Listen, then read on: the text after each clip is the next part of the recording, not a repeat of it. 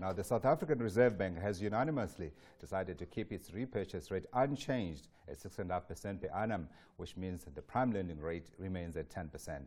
The bank, however, does expect 5 rate hikes between now and the year 2020.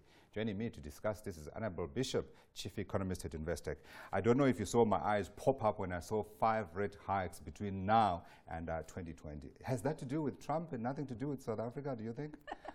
I think it's got a lot to do actually with the United States monetary policy, with the expectation that the FOMC, basically our Reserve Bank over there, will be hiking interest rates significantly out to 2020 and obviously bringing their interest rates to a neutral level, if not exceeding it. And the expectation, I think, is probably that our interest rates will also need to rise to a neutral level. Right. And we calculate that's probably about 425 basis point hikes from here. Yeah. Reserve Bank may be adding a bit more because they usually have higher inflation forecasts than we do. Yeah, but of course, these are all forecasts, and they are forecasts based on the assumptions of things that we think might happen. And we know with President Trump that those assumptions have been thrown out of the window completely, and we may all well turn, and this cycle may all well turn on its head. That, and also he's very volatile, you know, a lot of uncertainty in the things he says. The economic policies and politics in the United States become very unpredictable. And of course, that's caused a lot of market volatility as well. Yeah, you read the full statement by the governor. I didn't. I was just looking for things that I would find useful to ask you of.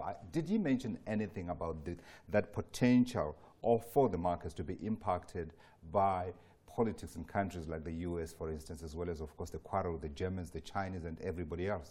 Well, they certainly talked about volatile markets. Right. And they talked about their concern with risk off and how it affects South Africa. You know, certainly when you get these unpredictable times that you're talking about, you tend to get an escalation in global risk off, and of course emerging market assets get sold, and that translates through into currency weakness. And they did dwell on that, you know, and certainly say that their concern is that that certainly has a higher inflationary effect. But I don't think they specifically, you know, picked down to individual countries on the general scene. But of course, you know, the concerns remain a worry. And, you know, obviously if they escalate and it turns into a proper trade war, that would obviously have a negative impact on the United States economic growth, in turn obviously again sparking risk off.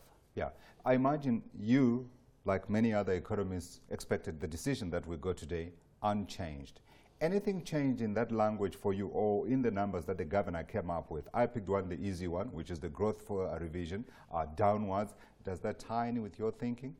It certainly does. You know, we already have revised our GDP growth figure down from 1.7% this year to 1.4%, and we fear that we might have to revise it lower as well. Indeed, it might even come out as low as about 0.7% for this year. And of course, you know, if you have a look at what's happening, the first 2 quarters of the South African economy's performance in the first 2 months of the South African economy's performance in Q2 have been very, very poor. And if you have a look at on an industrial production perspective, that's your mining, manufacturing, electricity production, you know, that's contracted quite substantially on a 3-month rolling average basis, obviously seasonally adjusted and annualized. The same for retail sales as well. In other words, if this persists and we continue to get these negative outcomes, we probably will see a contraction in the second quarter, which heralds recession. It's not our base case, but I think it's a real risk, and I think that's probably why the SARB's revising its forecast down. Yeah, interestingly today, I know you don't watch equities. We watch equities because, you know, it's fun. It's real fun, I can tell you that. There were quite a few numbers that came through today. Mining production numbers from the big mining companies, your Kumba, your Anglos, etc., etc.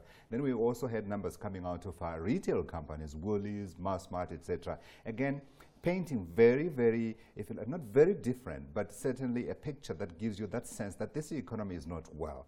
Do you think the governor, by omission or deliberately, didn't talk about the potential for a recession in the second quarter, or is that totally out of the picture?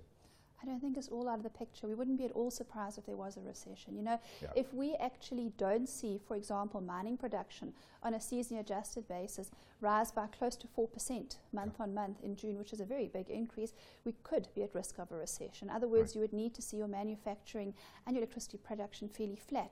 Look, the good news is that the manufacturing production is probably going to rise somewhat in in the June month, and that could help to assist. But I think it's going to be a close call, and we might actually quite possibly see a recession. It's not our base case, but I think a real risk is there. Okay, so let's talk about the rest of the year. What does this mean for the outlook going forward? Look, you know, we worry, of course, about what the credit rating agencies say. And if economic growth is weak and it disappoints, let's say, for example, economic growth does come out at 0.7% this year, that's very negative for our credit ratings, particularly if we get a downward revision to economic growth for next year. The key agencies, Moody's, S&P, and Fitch, have said that we could well have further credit rating downgrades Right. if we see our economic growth disappoint and continue to disappoint. Already that's happened in the first quarter. Yeah. And of course as well, higher downgrades from the credit rating agencies for our sovereign rating obviously will result in higher borrowing costs Yes. for our country and obviously make borrowing more difficult. And that obviously in turn is a worry for us because we've already seen civil service wage negotiations result in a higher than budgeted for increase in civil service salary and wages recently. Of course, our debt to GDP ratio continues to increase as well. And of course, now government's even worrying about the VAT increase, and there's been some discussions they might roll it back in October. So our fiscal consolidation may be under threat, which you would expect when your economic growth is very weak, has been weak for a long time, and actually continues to disappoint. Do you think today's decision by the central bank in part helps the case for the rating agencies to keep things unchanged and give us another chance like they did when Cyril Ramaphosa came in? Look, I think it's the right decision that was made today for monetary policy, definitely. Keeping interest rates unchanged. We wouldn't want an interest rate hike, for example, in this very weak growth economy. And obviously the time for interest rate cuts is really past, with the US obviously raising its monetary policy.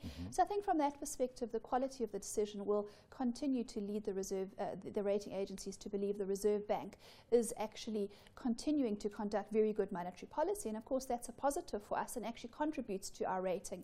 If we had better factors in other areas, we'd be having a higher rating because the monetary policy is so good. But obviously other factors bring us down. Yeah. I asked you earlier when we were off air what you'd have done if you were a governor, looking back over the past few years that he has been governor. And I'm not asking you to in any way suggest that the governor has not been doing a good job. But are there opportunities that have been missed here where we could have perhaps ensured that we are not in the situation where we are in, even though we know monetary policy is hamstrung by politics and a whole lot of other things?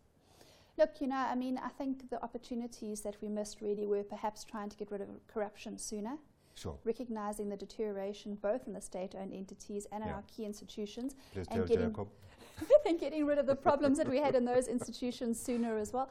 That's the real thing that's been missed in our economy. So not the governor's fault. Oh, without a doubt, not the governor's fault.